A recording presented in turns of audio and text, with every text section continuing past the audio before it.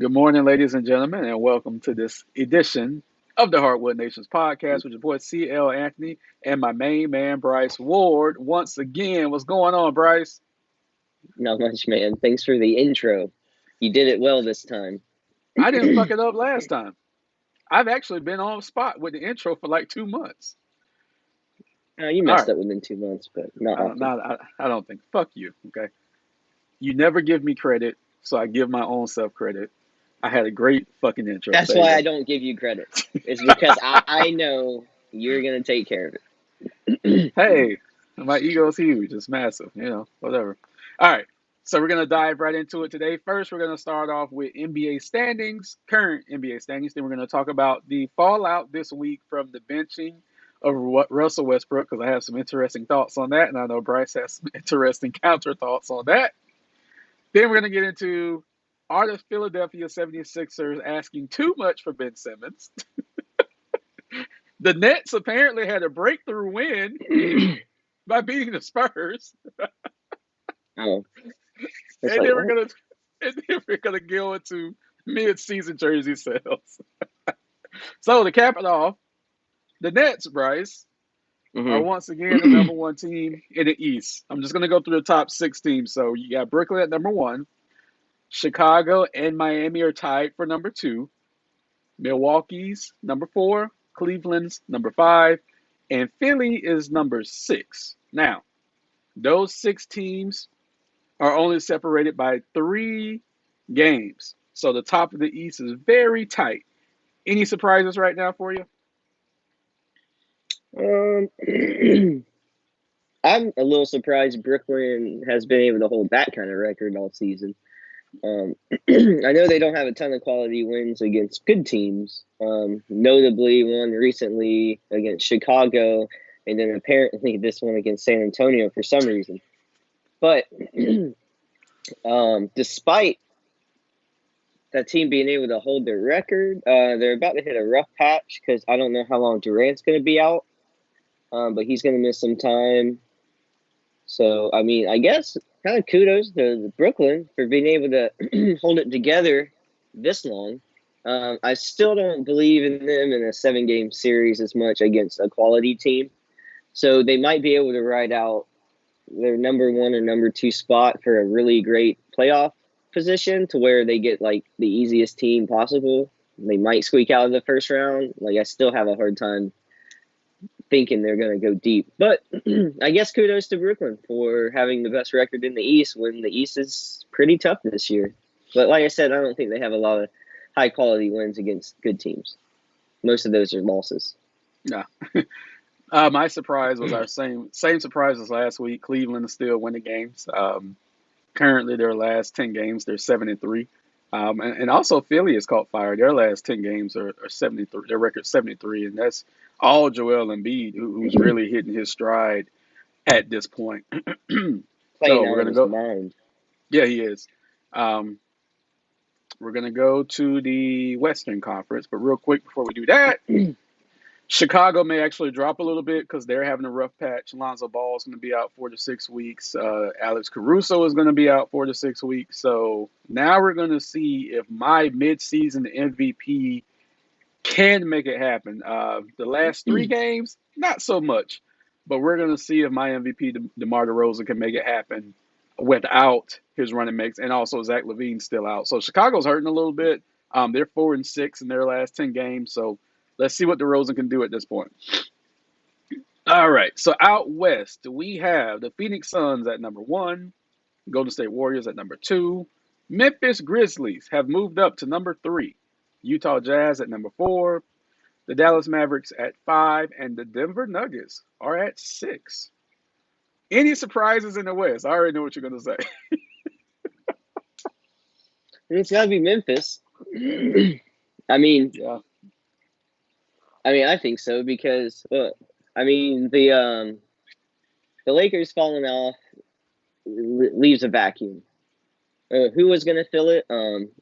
Luka came in looking a little lackluster. Denver, for whatever reason, hasn't looked quite nearly as dominant. They've had some injury, of course, like most teams. Phoenix is I mean, just playing as good as they left off last season, it feels like. How far, if that can get them a championship, we'll see. But, I mean, you can't take anything away from that team again. It's just not surprising this year since they did it all last season as well. The surprise is definitely Memphis. And then for those guys to play that good with Ja back, to have that extra oomph to really put them over the edge, that's a testament to the whole team and him as an individual, the coach, everything. So, kudos to those guys. That's the biggest surprise. But the West is shaping up definitely a little bit differently than we thought it was going to be somewhat this year. So it's exciting. Memphis could be a real problem in the playoffs for some of these teams. Oh yeah, I want to give a couple of kudos out to Portland, who's played themselves into the play-in right now. They're currently 10th. Their last 10 games, they're 6-4. McCollum coming back, and then the young emerging guard Simmons has helped them out. Anthony But Simons, also Orlando who boy, basically came out of high school, from what I'm hearing, or he like can't. he's pretty young. Yeah, he came out of high school, but he's been in the league for 4 years and just didn't get a lot of time. Um, I mean, his greatest claim to fame right now was the slam dunk contest a year or two ago. I don't remember the bubble season messed me up, so I don't even remember years at this point now. Because like for example, we've had two NBA champions in 1 year, and it was weird because they're like the Miami Heat were in the finals last year. I'm like, what? Really? It's just been a year? It's literally only been a year and a few Yeah. months. I'm just like, it's weird. So my years are messed up now. So kudos to Portland, but also kudos to the Clippers. They're in the play-in. They're currently in the eighth seed without Paul George, without Kawhi Leonard. Um, they're still hanging around, bro. To put it in perspective, without those two guys for almost the majority of the season, dude, Paul George has been out for a while now. Um, they're only a half a game behind the Lakers. So, and speaking of the Lakers, this week the Lakers dominated the news cycle because Russell Westbrook was benched in a fourth quarter. Forgive me, I'm old. I don't remember who they were playing.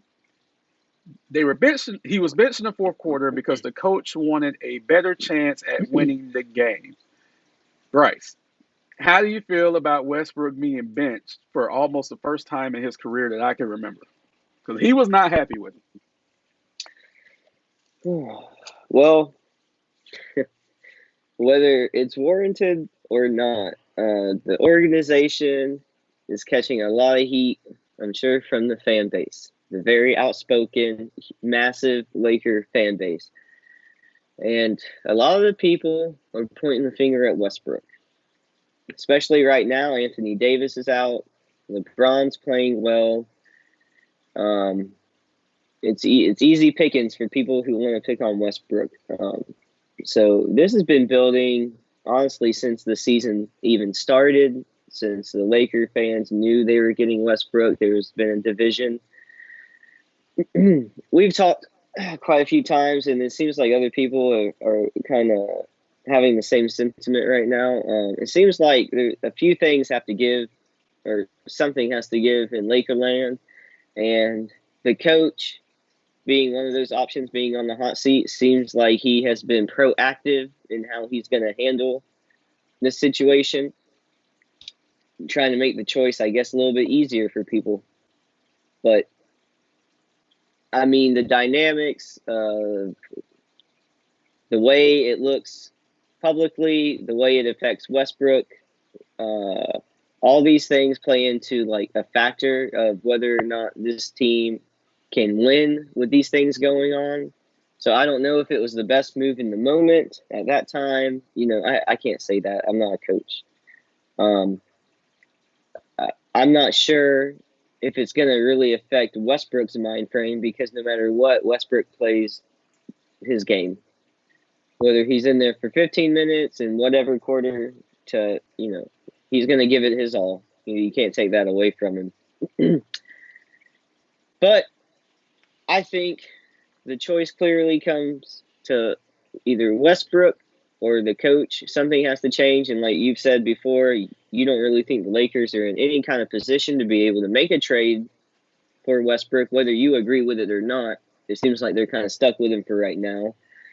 That's the tone that we've kind of gotten. So to me, if you're going to make a big change at this time in the season, the coaching change seems like the easiest to make, since we all kind of know and joke that Frank Vogel's like kind of like a puppet coach anyways. So it's like anybody that comes in and out of there is going to be at the whims of some of the players, especially LeBron anyway. So how much effect they have there, just like Steve Nash in Brooklyn, like, who really knows? But I think for the sake of saving face and trying to appear as if they're doing something, the easiest move might be just moving Vogel or getting rid of Vogel. So him benching Westbrook, I feel like just plays into this huge overlying dynamic of where he thinks the team is going to go based on their success this year. So I think it's kind of a reactionary move on his part. I don't know if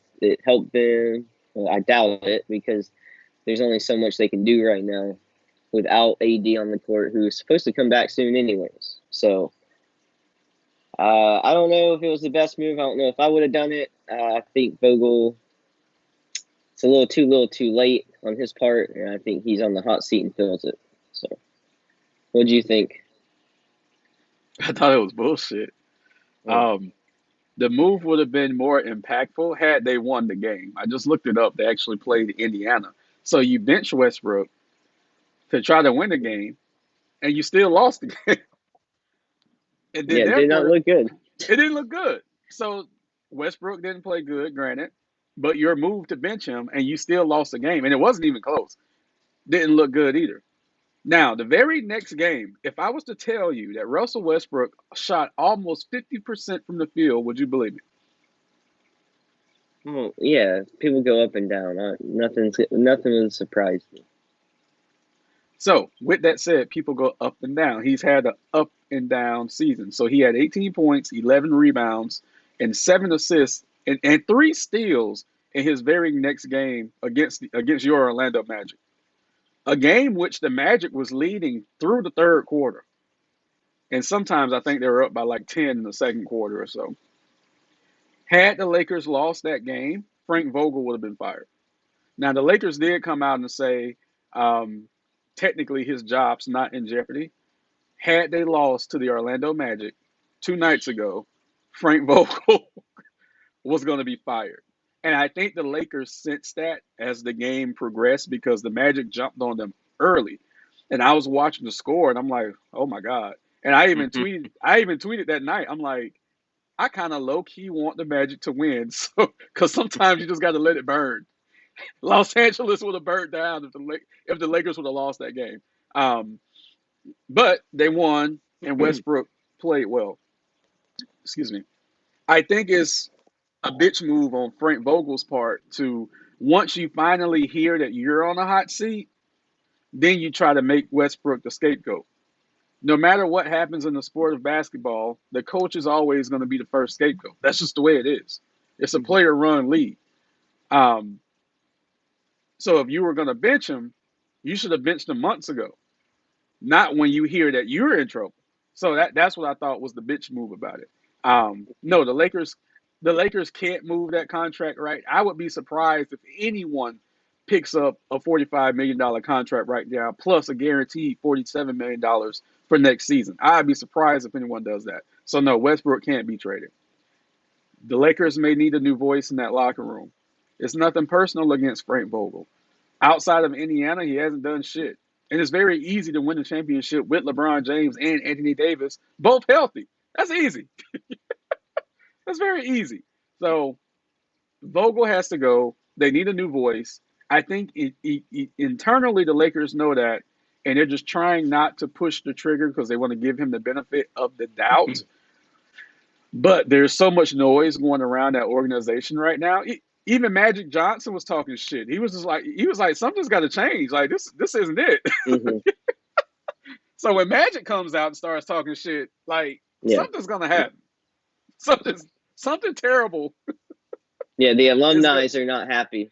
They are not happy at all. And I even heard Kurt Rambis he's not on the coaching staff, but I guess he's an advisor or something. They said Kurt Rambis was giving Vogel tips and stuff. It's just like, uh-oh. It does not look good in Lakerland right now. I still have hope they can turn around. I still believe in Russell Westbrook. I'm disappointed that Frank Vogel hasn't been able to figure out how to get um, prime energy and prime effort from the entire team, because you do get that from Westbrook every night. So that's where my disappointment is. Mm. Moving right along. We had some wild trade rumors this week. You know, the trade deadline is coming up, I believe, in a week and a half. But we had some huge rumors this week with Philadelphia talking to Golden State, talking to Sacramento. There is even one trade with Detroit. Do you think the Sixers are asking too much from Ben Simmons right now? Yeah, and here's why. Because they don't, in their eyes, they don't have to do anything yet. Mm-hmm. They've had that sentiment all season. We said from the start, we wish they would go ahead and trade it because this is going to be what we talk about all year. And even though Philly's playing better now, people are talking about Embiid being a legit MVP candidate right now. You know, the way he's playing, they're winning. It's fine. You still have this like asterisk to the left of the season saying like this is also happening. It's still a distraction. It's still hindering them. Not saying they're not playing good, but they could be playing better. I mean, or they could have the potential to be playing better without this distraction. Ben Simmons really hasn't balked or changed his opinion on what he wants to do. The team hasn't changed like their intentions. If they're going to trade him, they've clearly shown they want something of value back. They're still looking at similar trades that they were looking to at the beginning of the season. I'm sure it'll go to the trade deadline that way, and they don't have to make a choice yet because of the way his contract, or how many years is left, right? Something like that. Like, they don't have to do anything. And they clearly aren't in a rush because they haven't been in a rush the whole season. So nothing about that has like changed or surprised me because they're just doing what they're saying they were going to do. The Sixers, like, they're being pretty transparent and honest, and they're handling it, I think, I guess one of the best ways you could handle it, because it's not a good situation at all.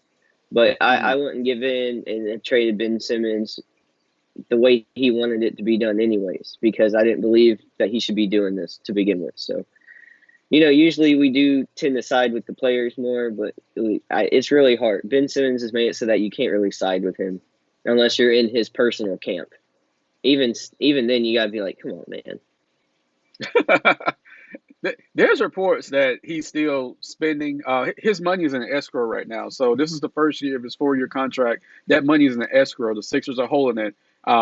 They had to stop the fines because he cited mental health is why he couldn't play. So because of that, I mean, that was nothing but a play. But because of that, they had to stop fining him. But he's still not getting paid for this contract yet. They're holding that money. And there's rumors that he's running out of money quickly because he hasn't curbed his spending habit. So I don't know where the resolution is going to be, where it's going to come from. He's actually sold some properties recently, I guess, to recoup some of the loss of money from this season. So I don't know how it's going to end. It was a weird request considering this was the first year of his new deal. A very weird request. But the Sixers are doing what I think they should do at this moment. As far as, are you asking for too much? You might be, but you still need to move the kid. They just don't feel like they have to, and so they're trying to maximize everything. That's the way, like, and since they still don't feel like a pressure or a time frame to do it, it's like, what else do they have to lose? Like, they might as well make outrageous trade offers just to see, because they really haven't changed the trade offers to the teams. They're just like, here's still the same thing we've been offering. Right. It's like what they think would change. Right. Bryce, The Brooklyn Nets defeated the San Antonio Spurs a few nights ago, and I believe it was James Harden or either Kyrie Irving said they had a breakthrough fourth quarter that led to a breakthrough win. How do you feel about the Spurs breakthrough win? Forgive me. How do you feel about the Nets breakthrough win over the San Antonio Spurs? Um, Good for them because they needed one of these breakthrough wins because they haven't had many, or they haven't had any of these breakthrough moments. Maybe they could have had this moment early on in the season if Kyrie had played the entire season with them. It's Look, great. It's crazy what continuity and time on the court can really do for a team, and having your all-star point guard. I What forgot what breakthrough they win? said. You had your other. I mean, okay. What did Durant go out in that game, or was he already hurt? No, Durant was already hurt that game. Okay, so who is this a breakout game for? I don't know. Is it a breakout game for the team? That seems kind of like an odd statement with Durant out. Yeah, it's like I, I, you kick. I don't know what to say Look, for the Brooklyn Nets. Good for them. Good for Kyrie. I just wish we got more of him. I wish they could prove themselves this season, but they can't. Um, Good for them. Good team win against the Spurs, who look like trash all season. Who Pop's holding on to try to win or have the most coaching wins of all time or something. I don't know what's going on there, but I don't think it's anything. It's like the Lakers saying they had a breakthrough win against the Magic or something. No, you didn't. You're lucky your coach. You're lucky your coach didn't get fired. luckily, I will say the Lakers have more class than to say some stupid shit like that. Because remember, after Brooklyn beat the Bulls last week, the injured Bulls, by the way, they were like, "Oh, we're back now." Are you? Yeah, A breakthrough win, right? Okay. Here's your breakthrough wins: beat Milwaukee, beat Miami, beat a healthy Chicago team. Those are your breakthrough wins, not the but they fucking don't have San to. They're Antonio number one in the Spurs. East. Look, Number it's one in the coming. East. It's coming. Because what? Look, one thing about schedules, when you have a light schedule to start the season, your schedule's going to be ass to end the season. Okay, just keep that in mind. The Nets are fucking pathetic. They're fucking pathetic, and all they do is talk. That's all they do right now is just talk, talk, talk, talk, talk. All right. So next topic: the NBA releases mid-season jersey sales. Selling top NBA players selling jerseys. There we go. Forgive us, guys. It's early in the morning. All right. So I saw a couple of surprises on here. I'm just going to go through the list real quick, and then I know what your surprise is, but you can talk about that. So LeBron James is at number one. Stephen Curry, number two. Giannis at number three. KD at number four. My man Luca at number five. Jason Tatum at number six. Your homie, Ja Morant at number seven. Trey Young at number eight. Klay Thompson at number nine. Dame at number 10. Embiid at 11, Anthony Davis at 12, Devin Booker at 13, RJ Barrett at 14, and my little cousin LaMelo Ball at 15. What was your biggest surprise on that list? How did RJ Barrett get on there for the Knicks and not Randall? Because Randall was shooting birds to the fans. That's the most surprising one to me is RJ Barrett. The by, others vir- I feel like I could justify being on there. by virtue of market, I get it because New York is the biggest market, and they like the kid, and the kid's having a great season this year. Randall, he's having a decent season, but like I said, he's getting the brunt of the losses up there. The fans are really not digging him right now, and he's not digging the fans. He's had some comments, some negative comments towards the fans over the last couple of weeks. So uh, Barrett's the golden child right now for New York. I was surprised Klay was on there so high in the top 10, having not played in 2 years. I'm also surprised that Tatum is high at six, but that's a market thing as well. Hmm. Are you surprised that LeBron is still number one because he's been number one in jersey sales for a very long time. No, I mean it's LeBron plus he's in Lakerland. I think Mm, the Lakers always have a jersey or two up there. You see Anthony Davis on there as well. yeah, It doesn't that part doesn't surprise me. I'm kind of maybe was Westbrook wasn't on that list, right? no, no, No, that's no. surprising just because of the Laker fan base. Like that's all. But yeah, nothing else on that list surprises me. Klay Thompson, he's one of the Splash Brothers. You know, he made a return his return is this season. It's a big basketball market over there. That one doesn't surprise me as much as you. And the LaMelo being young, flashy, like the star in Charlotte, like bringing up the end of the list. That one doesn't surprise me as much either. The one for me was RJ Barrett, but LeBron being on there in LA, that one still doesn't really. That one doesn't shock me either. Got it. I I thought Giannis would have been one or two, especially coming off a championship.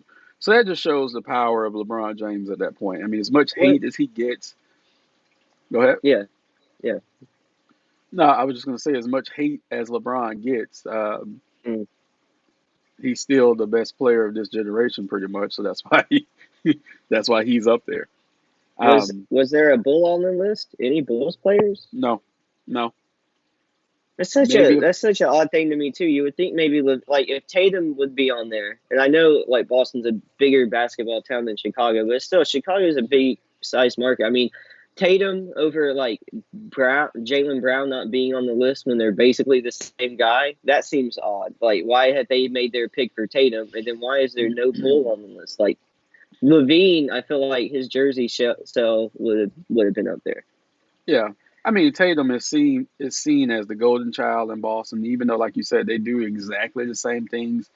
He's been anointed. Well, you know how I feel about Tatum. He's been anointed way too early, one, but he's been anointed as the guy there. Um, he has the kid. People love Deuce. He's not flashy. He's not like LaMelo Ball flashy, but Brown is an introvert. He plays ball. You don't hear about him off the court outside of that one video that you always talk about from a few years ago. You don't hear a lot about Jalen Hilarious. Brown. Yeah, you don't hear a lot about Jalen Brown. He's really low key. Um, Tatum is right or wrong the face of the Celtics right now, so that's why he gets the love. Um, but I am surprised that Levine's not on there. That is a very very big surprise. Like if Um, Lamelo could be on there and like make that list for the same mhm. reasons, I feel like Levine, if Oh anything, yeah, more yeah, established, should be on there with a huge yeah, market. Like Chicago's got to be one of the larger markets. yeah, yeah. Chicago's definitely larger than Charlotte. Um, but here's the thing with Lamelo.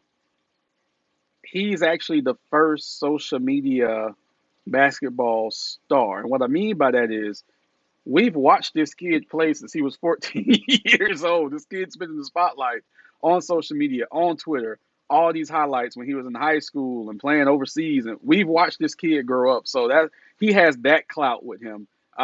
So the younger fan base would tend to buy more of LaMelo Ball's jerseys versus Zach LaVine. So I get it. I get it. So we may have a couple returns this week. We may have them as soon as tonight. Anthony Davis may play tonight for the Los Angeles Lakers against the Miami Heat. How do you feel going forward? This will actually help the Lakers. Will this save Frank Vogel's job having a hungry AD back, or is it going to be the same AD we had earlier in the season who kind of didn't give a fuck? If it's the and he had a couple games where he showed out, but most of the season it felt like when he was healthy, it was like him going through the motions, which is still don't get me wrong, it's still something, right? It's still a net positive on the court, but we know from a few of his standout games that he's capable of so much more.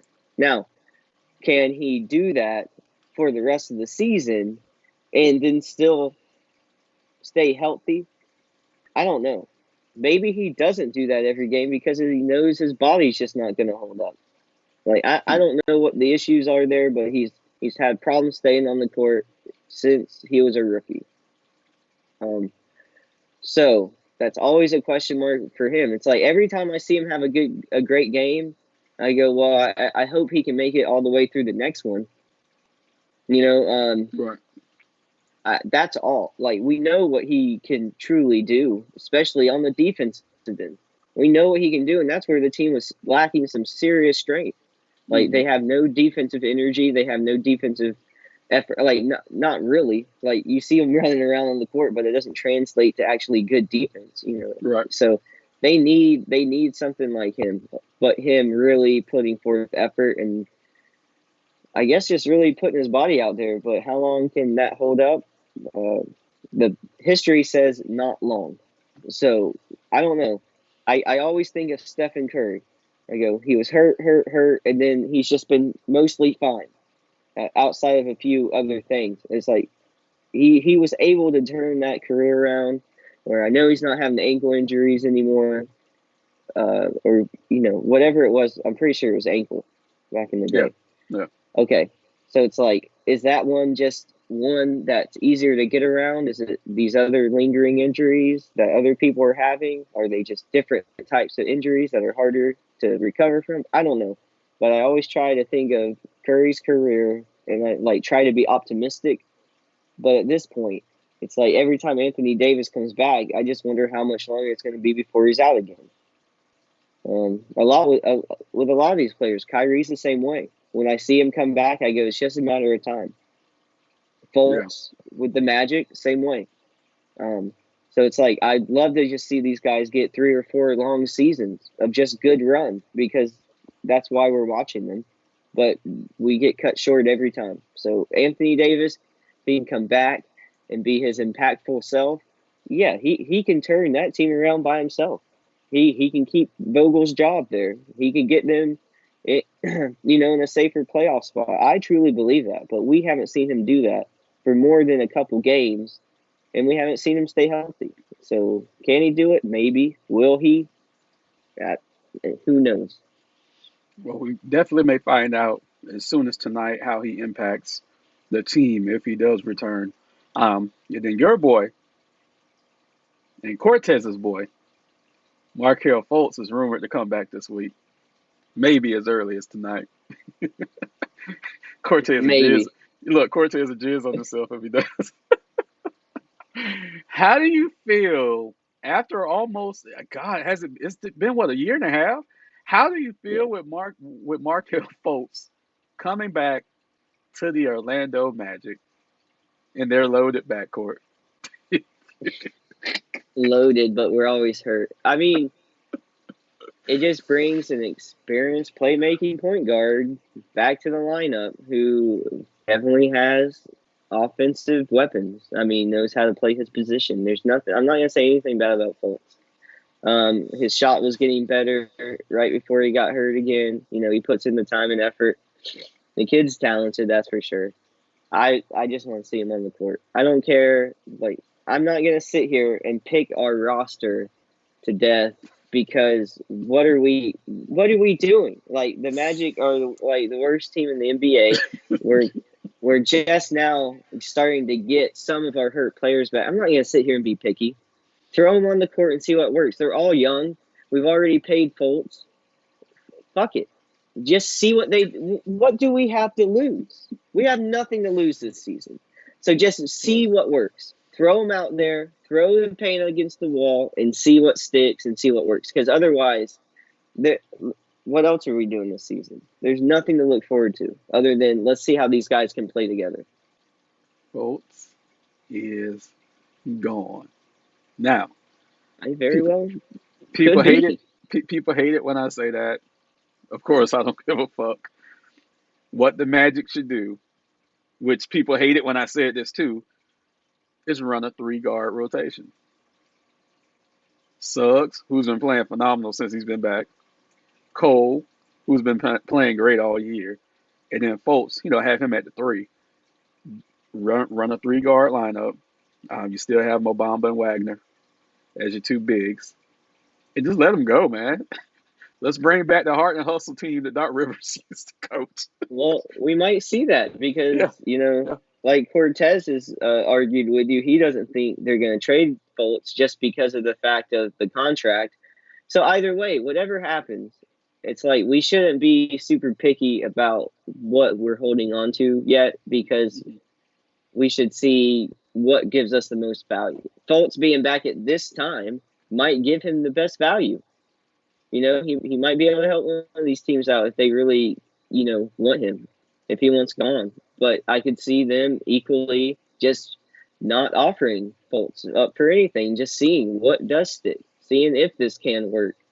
The Mhm. new young coach who's open to a free flowing offense, they might be like, yeah, give me Fultz. Let me Right. see what I can do with him at least. Because, like I said, what else does the experiment matter this year? Because we can't do anything. So I could see each happening or each scenario happening, but I don't think the Magic this season are just going to be shopping Fultz. I think they would be open to offers for a lot of things, but I don't think they're just going to be openly shopping him. But that's just a guess. Like I said, I could see a lot of things happening with the Magic. So let's break down his contract because the totality of the last contract he signed was only $50 million. So for last season, actually for this season, which was the first year of that contract, $16 million. Next season, $16 million. The following season, $17 million. The Magic are going to be $22 million under the cap as is this offseason with Fultz' contract on the books. If they can move Fultz at the midseason point, excuse me, at trade deadline for an expiring contract, let's say a Goran Dragic in Toronto who's making 19 million. Of course, the Magic will have to throw in another player. But if that was the case, now you're looking at close to $40 million of cap space in the offseason. Fultz is gone. His contract is very tradable. Look, we're not talking about a $45 million a year Westbrook Westbrook, contract. yeah. We're talking about a $16 million contract. And then I'm not saying you guys are going to make a trade with Toronto, but I'm just saying you trade Fultz and another player, let's say Gary Harris, let's say your boy Terrence Ross, send him to Toronto, get Dragic's contract. Dragic's not going to play this year. He's just not going to do it. That's why he's not playing in Toronto right now. His contract's $19 million. And then that expires this offseason. So now you go from 20 million to 39 million. You have a young coach, you have young guards. You might be able to go out and get you at least one decent free agent with that. So that if I'm the GM, Orlando called me. If I'm the GM, that's the move I would make. Just throwing it out there. Just throwing it out there. Because you're But also going to. who do they target and how do they like? You don't know, especially right now, the reputation Orlando has. Who are they going to attract? Who's going to Doesn't want to come there for the money? doesn't matter at this point. If you don't get a free agent with the money, then you sign some of these young guys that you keep drafting. That's the bad thing about you're gonna get a top three draft pick this year, more than likely. You had a top three, a top four last year. These guys have to get paid. So even if you don't get a free agent, at least you'll have some money to sign these guys. Because the higher draft picks you get, the more money you have to pay them. That's Mm-hmm. that's just the game. Yeah. So if you could make a move and double your cap space, I mean you're not losing anything. He hasn't played all year. And you can Yeah. double your cap space with one move. I would be calling Toronto. What does Toronto have to lose? Goran hasn't played there all year. He might have played 2 games. He was like, "Fuck it, I'm out." I mean, he's sitting at home collecting $19 million, wishing he could get back to Miami or wishing he could go to Dallas. That's the move. That contract is very very tradable from Fultz, and then you won't stunt the growth of Cole Anthony or Jalen Suggs because those guys need to have the keys to the kingdom at this point.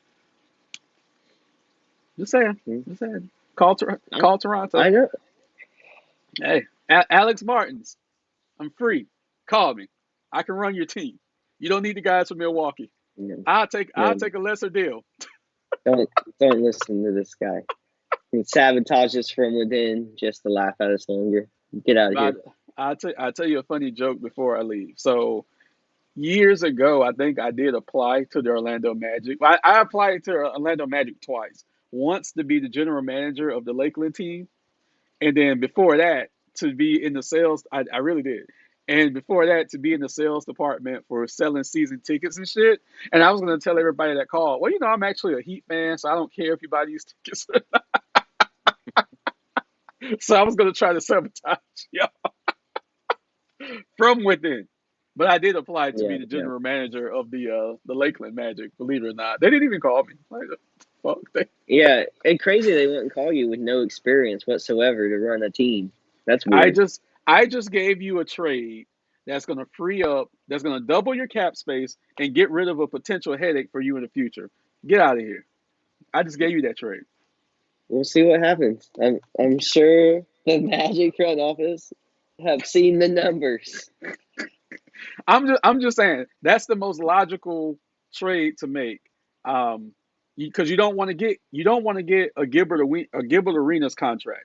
You don't want to get somebody with multiple years. You want to get someone with an expiring contract that expires this offseason, like Dragic, and now your cap space is double. So that's the move you want to make. Yeah. So because you guys, I don't think you guys have paid Bamba yet. You paid Isaac, you paid Fultz. I don't think you paid Bamba yet.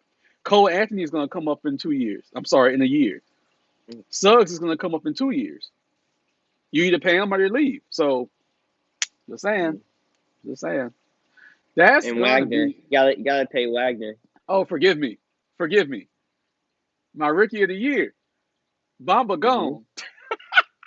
And and whenever he gets done with his book tour or whatever, maybe Isaac will come back and play Right. basketball one day.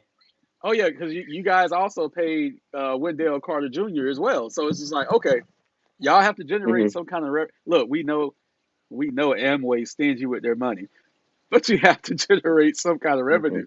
Um, so flipping Fultz for an expiring contract, there you go.